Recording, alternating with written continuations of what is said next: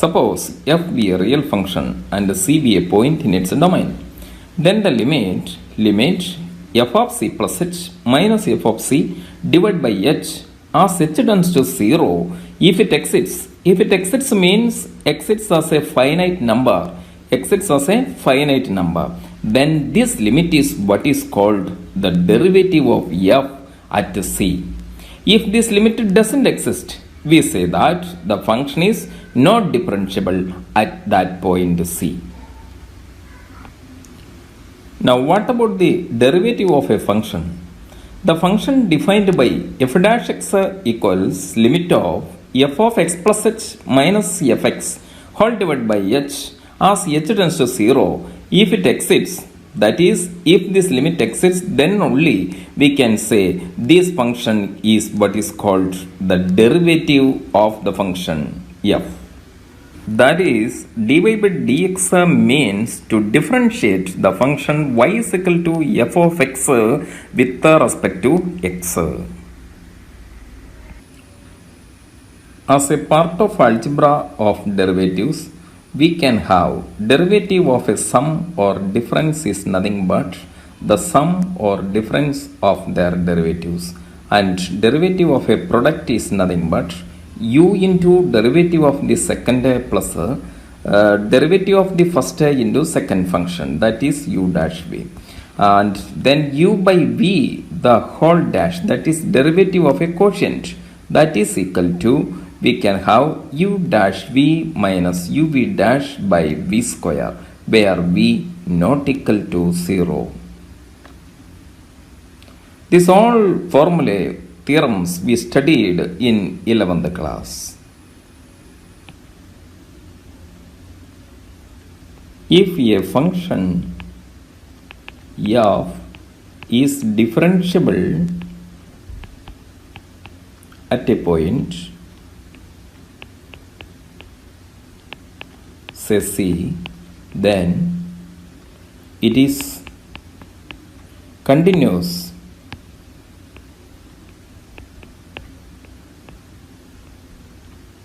at that point.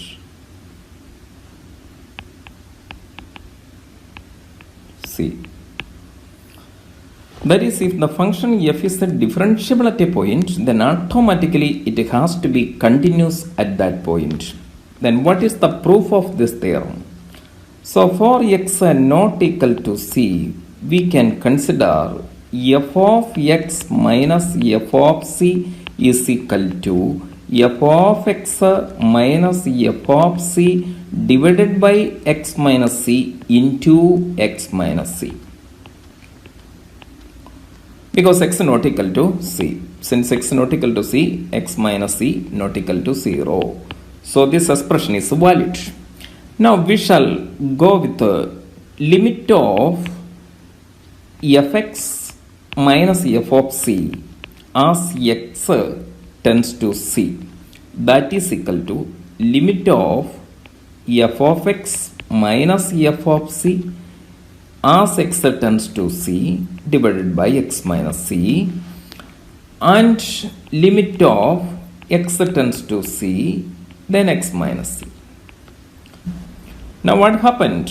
This expression, that is limit of fx minus f of c divided by x minus c as x tends to c, it is nothing but a f dash c. It is nothing but a derivative of the function at x equal to c. So we can write that is f dash c, and it is given that the function is differentiable at c, therefore f dash c exits as a finite number.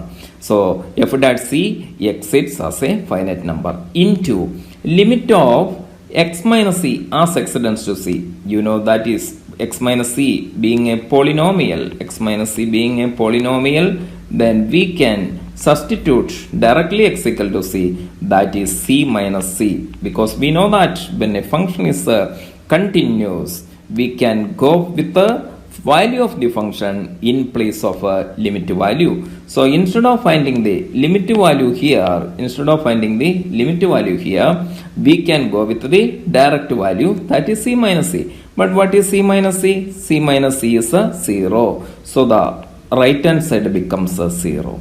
Now what about the left hand side? That is limit of fx minus f of c as x tends to c. This is our left hand side, and we can expand it, that is limit of fx as x tends to c is equal to limit of x tends to c f of c, and we know that this is a constant. This is a constant, and the limit of a constant is the same constant only, so we can write. So what the equation we got, that is very interesting equation, that is limit of the function as x tends to c equals value of the function at that point, which implies that f is continuous at x equal to c. F is continuous because value of the function equals the limit of the function as x tends to c.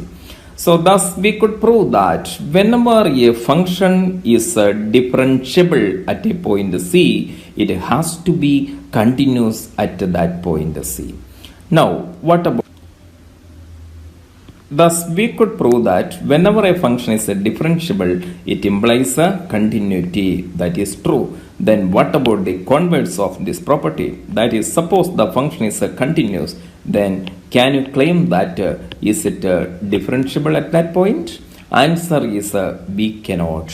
Why? Because we know that the function say y is equal to modulus x. In the last class we could see that this function, modulus function, absolute value function is continuous. We could prove it by taking 0 as a special case, and for real numbers negative and real numbers positive, then we could prove that function is continuous everywhere. Everywhere means at all points in its domain. So y is equal to mod x is continuous, but at the same time we can show that it is not differentiable. In order to say that modulus function is differentiable, it has to be differentiable at every point in its domain. But we are going to prove that modulus function is not differentiable. Modulus function is not differentiable at x equal to 0. Then how to prove it? Recollect that f dash c is equal to limit h tends to 0 f of c plus h minus f of c divided by h. Therefore, we have to find f dash 0, that is limit h tends to 0 f of 0 plus h minus f of 0 divided by h.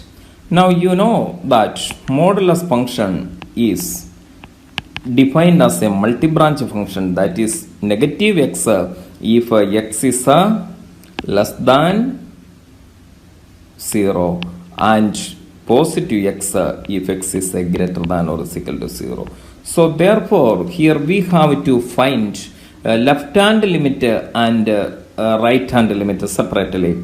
Frankly speaking, we have to find the left hand derivative, that is the left hand limit actually. So that is, we have to find limit h tends to 0 minus f of 0 plus h, f of 0 plus h minus f of 0 divided by h. Now what happens? That is equal to limit h tends to 0 minus f of h means modulus h minus f of 0 means modulus 0 divided by h. So that is equal to limit h tends to 0 minus mod h. What is mod h? Here h is negative because h is approaching 0 taking values less than 0. Therefore we have negative h here by the definition of a absolute value function, then divided by h. So that is equal to negative 1. And when we consider the right hand limit, that is right hand derivative here, that is limit h tends to 0 plus f of 0 plus h minus f of 0 divided by h, that is equal to limit h tends to 0 plus modulus h by h, f of 0 is nothing but f of 0 is nothing but mod 0 is 0 only. So we have like this. And here you can see that h is becoming positive. H tends to 0 plus means h is positive. Therefore, what about a modulus h? Then modulus h will be h only. So limit h by h as h tends to 0 plus, that is equal to 1. So we can see that we got the left hand derivative as negative 1 and the right hand derivative as 1. So we don't have a common value for the limits here. So LHL not equal to RHL here. Therefore we cannot speak of, that is f dot 0 limit f of 0 plus h minus f of 0 divided by h as h tends to 0 doesn't exist. Means f given by fx is equal to modulus x is not differentiable at x equal to 0. Not differentiable at x equal to 0. So here you can see why it is not differentiable in a visualization way. That is, actually the geometrical meaning of the derivative is nothing but, suppose this is the curve, say y is equal to f of x, and this is the x-axis, y-axis origin, and you can see that let this point be, say c, x equal to c. Then if we consider the tangent at this curve at the point, this point is CFC. This point is CFC. That is x coordinate is c and y coordinate is f of c only, because function is y is equal to fx. Then if we draw the tangent, then the slope of this tangent will be the derivative f dash c that we know.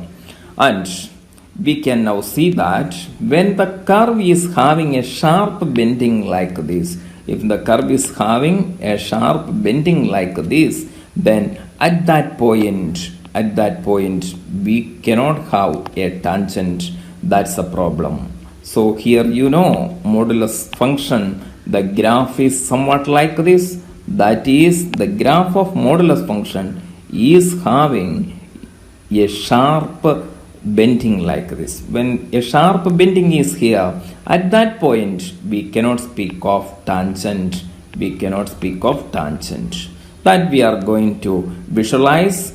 We can see using a curve which is having a sharp bend. Then we will see that wherever the curve is having sharp bend like this, then we cannot find the derivative at that point. Let us have the visualization and come back.